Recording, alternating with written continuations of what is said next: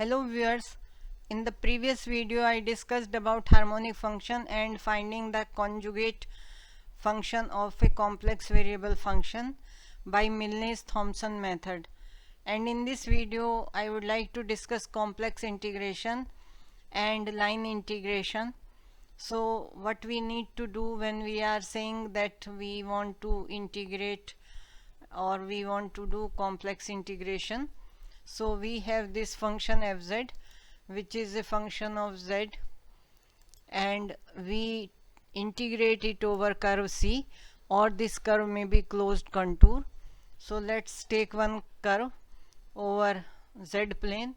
If it is a z plane, then this axis shows u, and this axis, that is vertical axis, shows v. This curve we divide it into n parts, and we denote the first part as z0, next is z1, and last is b is equal to zn. So we denote it as a curve C. So we take this curve C, which is continuous curve in the z plane. If this is the condition, then divide C into n parts, z1, z2, zn, and put delta zk is equal to zk minus zk minus 1. Then the limit of the summation f zeta k delta zk k takes values from 1 to n, and where zeta k is an arbitrary point on the curve. So we find out this summation, and if n tends to infinity, it means the interval between 2 points on the curve is very small, that is delta zk tends to 0. If it exists, is known as line integral of fz over the contour C.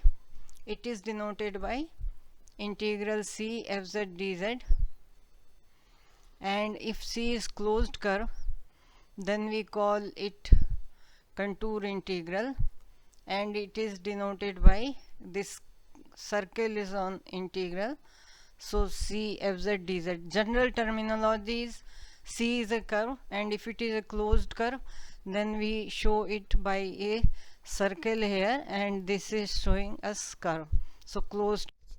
Now let's fz in terms of u and v.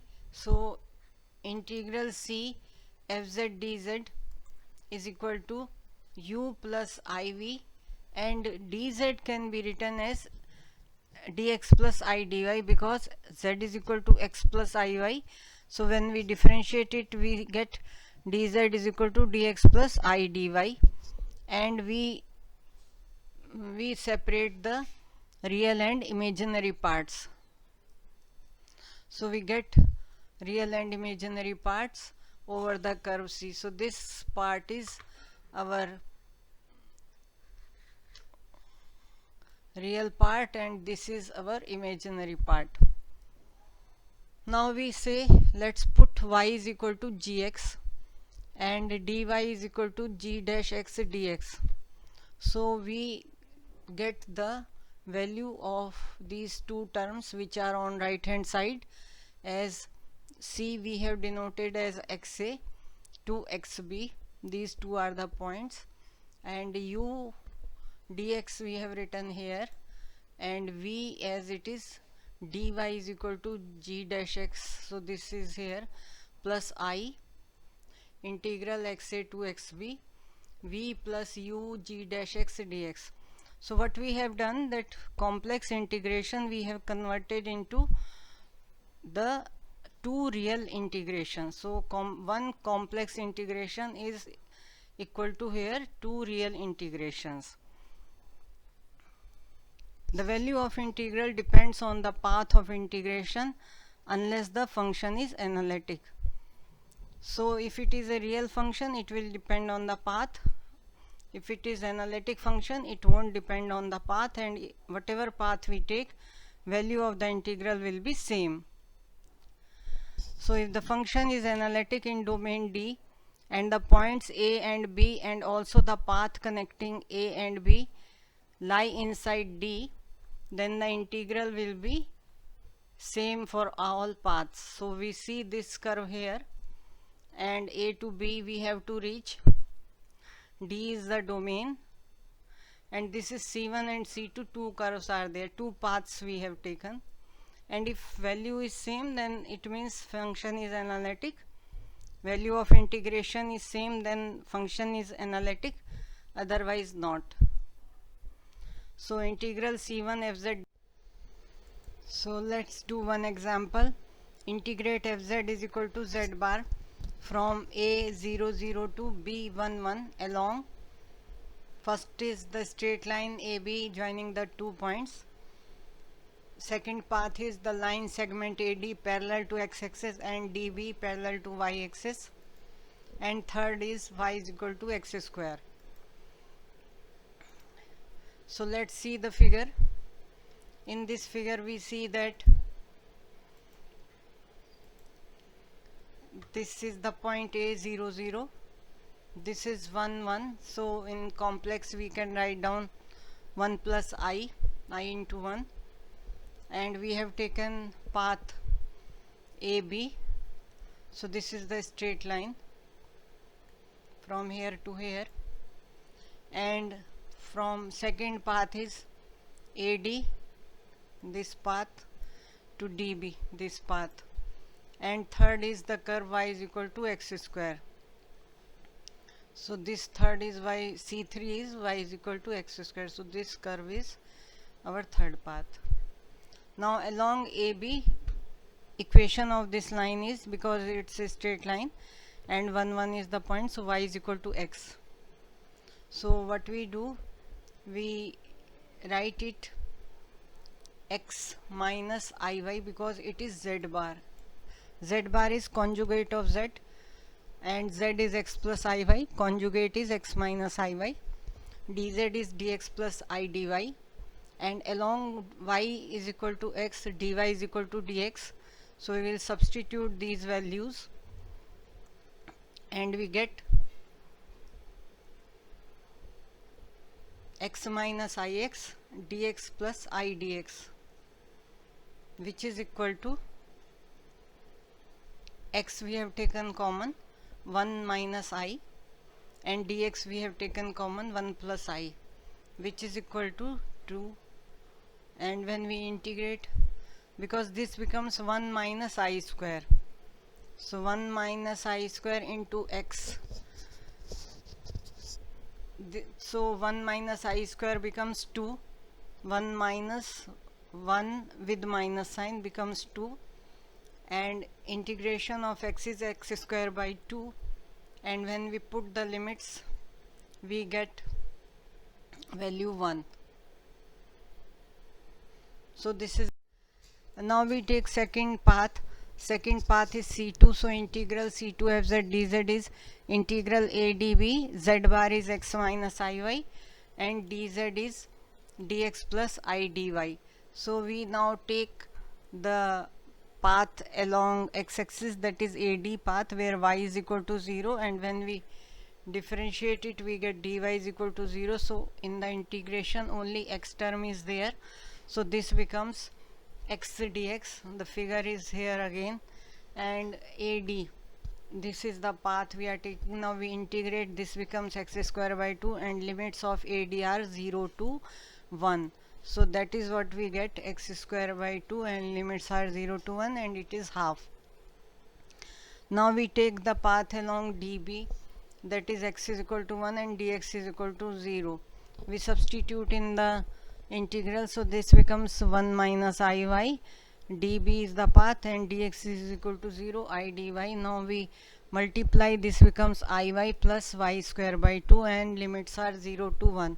So this gives us 1 by 2 plus I. Now we see these two are different. If we add both the things, this becomes 1 plus I. Path along AD and path along DB gives, and C3, that is y is equal to x square. We differentiate dy is equal to 2x dx. We substitute these values in the integral, and we get limits are 0 to 1, and x minus ix square, because y is equal to x square, dx plus I dy. Dy is 2x dx. So when we simplify it and integrate it, then we get this term, and this term is 1 plus I by 3. We see that from all the paths our value of integration is different. It means z bar is not analytic, which we know earlier, which we have seen in our previous lecture also.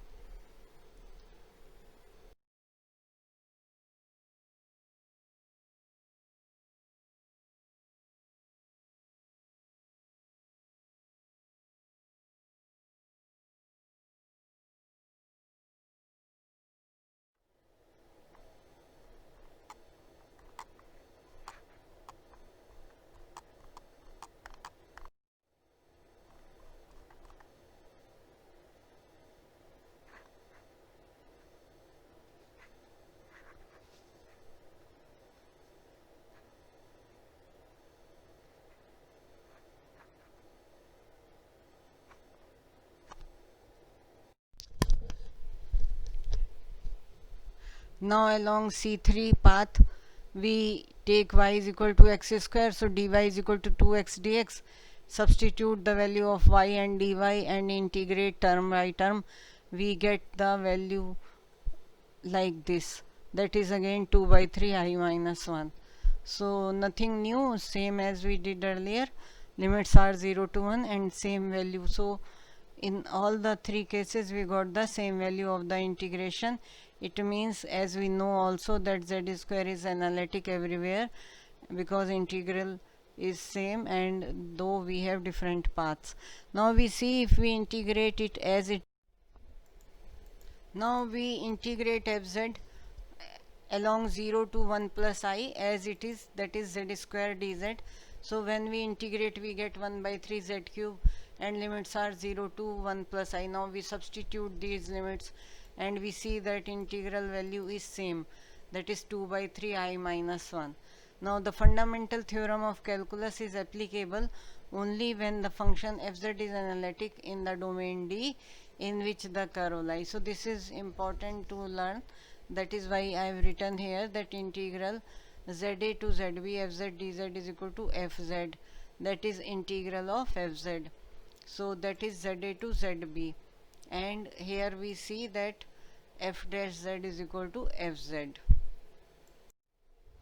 Now let's do example 3 where we have to integrate, that is x square minus I y dz along the path y is equal to x and y is equal to x square, and limits have been given as 0 and 1 plus I. So let's take the first path, and y is equal to x means dy is equal to dx, and we know dz is equal to dx plus I dy. In place of dy we have written dx, so this becomes 1 plus I dx. Now this is x square minus I dy, limits are 0 to 1 plus I dz, and we have written value of dz here.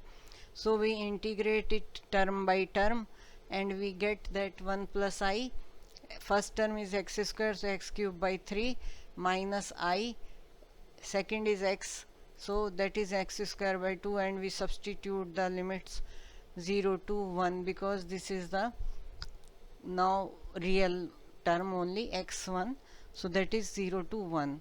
So we get this value 5 by 6 minus 1 by 6i. Now we take another path x square, y is equal to x square, so dy is equal to 2x dx. We substitute these values in dz and integration. So in integration, when we substitute, we simplify it and we get this term x square 1 minus I 1 plus 2ix dx. Limits will be 0 to 1. So because again it's now real term. Now we see that integrating term by term we get the integration 5 by 6 plus 1 by 6i. So this is the answer. We have to integrate over a circle C of radius a and center z0 in anti-clockwise direction. The function which is given to us is z minus z0 to the power m. So there are three cases when m is 0, m is less than 0 and m is greater than 0. So when m is greater than equal to 0, then the function is analytic, as there is no singularity at any value of m. And when m is less than 0, then at z is equal to z0, the function is not analytic. Now let's take the point on circle. One point let's take on the circle, that is z, which is z0 plus ae to the power I theta. Let's see what is it in the figure. It is, we take two axes, u and v axis, and this is origin. Circle we have taken, this is z plane, so u and v axis. Z0 is the center, a is radius, and z is a point which is lying on the circumference of the circle, and it is making angle theta with u axis, and its integration direction is anti-clockwise, and circle or contour we have defined by c. So now dz will be a I e to the power I theta d theta. We substitute these values in the integration, so we can write down that now we integral c fz dz is equal to z minus z0 to the power m dz. Now we have to evaluate this. To the power I theta, and to the power m is to the power m here we have taken, and dz is a I e to the power I theta d theta. So this becomes, when we take the constants outside and inside the integral, this is the term e to the power I m plus 1 theta we can integrate, which after integration gives us this value, and limits are 0 to 2 pi. We simplify this, and when m plus 1 is not 0, then this term which is inside the big bracket, this becomes 0 when we substitute the value of theta as 2 pi and 0. Now we take another value when m is minus 1, so this becomes 1 upon z minus z0 to the power 1. It means we substitute the value of z minus z0 here, and then we simplify and integrate it. So this becomes 0 to 2 pi I d theta, which gives us the value 2 pi I. So this is the integration when m is equal to minus 1. Now let's discuss upper bound of an integral. It's if m is equal to maximum of mod fz, this we have defined everywhere on curve C, then we can have integral c fz dz mod is less than equal to m sigma summation k is equal to 1 to n mod zk delta zk. Delta zk, we know we have divided the curve into n number of parts, and the interval size is delta zk. So we can write down that this is equal to m in bracket delta z1 plus delta z2 plus delta zn, because k is taking values from 1 to n, which is equal to ml, because we define this summation as L, that is the length of the curve. And if C is a simple curve, then this is less than equal to ml, integral fz dz over the curve C, and mod of it is less than equal to ml, where L is length of the curve and m is a real number, such that for every z on C we have mod fz. Now let's see one more example on line integral. We have to evaluate z square along the curve C, that is C is from 0 to 1 plus I. So we can see the curve here where C is a straight line, A is 0 0, that is the origin, and the given point is 1 plus I. So this is the straight line given here, C1.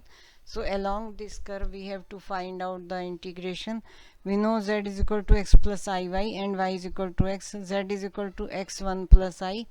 So dz is equal to 1 plus I dx, and we calculate z square, that is 2ix square, mod of z square, because mod of I is 1, 0 plus 1 square, and under root of that is 1. So mod z square is equal to 2x square, and maximum of fz mod, so fz is here z square, and x takes values from 0 to 1, so mod z square is 2, So maximum of that is 2, m is 2, and length of the curve is here 0 0 to 1 plus 0, which is that is here 1 square plus 1 square under root, so that comes root 2. L is root 2, and mod z square dz integral is less than equal to ml. M is 2, L is root 2, so we can write down here integral z square dz over c is equal to 2 root 2 upon 3. And we have seen that in previous example this was the case where we have integrated z square dz over 0 to 1 plus I, and the value of integration was 2 upon 3 I minus 1, and here the value is 2 root 2 upon 3, where we are taking mod of integral z square dz over c, and c is same in